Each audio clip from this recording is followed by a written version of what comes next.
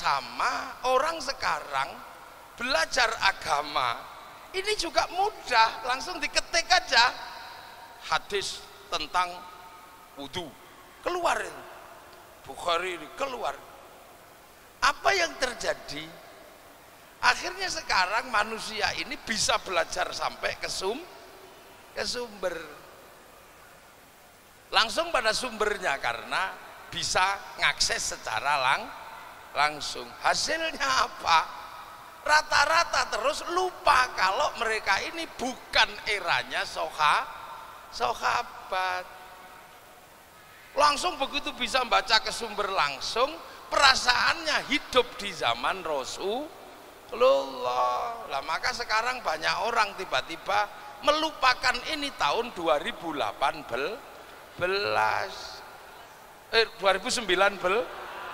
langsung ngelompat ke sini. Makanya banyak yang konslet, kejauhan ini ngelompatnya.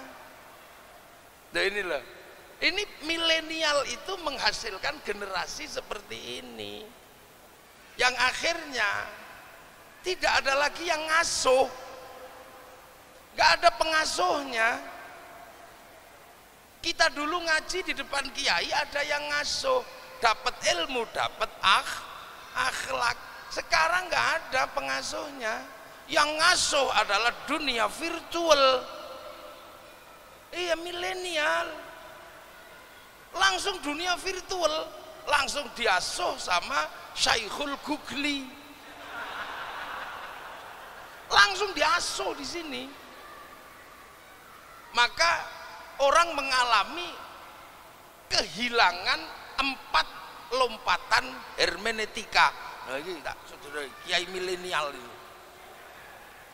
Orang mengalami kehilangan 4 lompatan hermeneutika. Hermeneutika 1, Rasulullah itu mengalami fase namanya real life, kenyataan hidup. Yang tahu ya Rasulullah dan para sahabat. Kemudian mengalami lompatan kedua namanya narasi, cerita.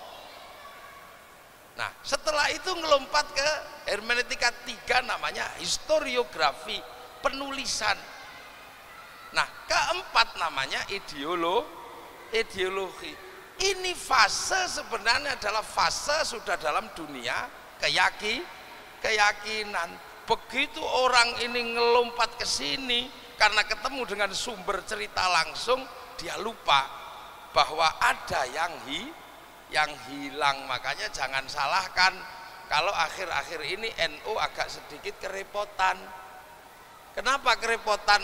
NU mengajarkan pendidikan keagamaan dengan caranya ulama. Orang milenial pengen langsung belajar sesuai dengan yang ada di sumber. Iki ana sing ilang. Inilah. Iki jenengane nek cara pesawat niku jet lag. Nek cara peradaban namanya missing link, ada mata rantai yang hilang, sehingga kemudian orang mengandaikan hidup kembali seperti zaman Rasulullah. Orang ribut lagi masalah jenggot, orang ribut lagi masalah celana cingkrang, karena itu dulu adanya di zaman Rasul. Tapi kenapa itu tidak terjadi di Nahdlatul Ulama? Kenapa yang begitu-begitu itu nggak ada di NU? NU tetap berada dalam asuhan para ulama. Ini NU tetap berada pada asuhan ulama. Nah, ulama inilah ujung tombak Islam semakin jauh, yang semakin jauh dari Rasulullah. Lah bejo sampean ini mampu bertahan menjadi muridnya ulama. Kenapa? Karena Nahdlatul Ulama. Loh ini sekarang.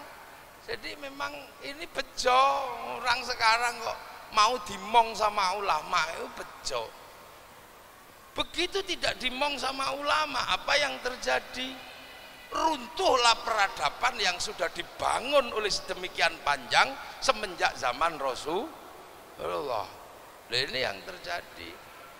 Makanya nama ini memang keramat, memang nama ini. Nama ini keramat. Kenapa? Selalu mengingatkan bahwa kita ini muridnya ulama.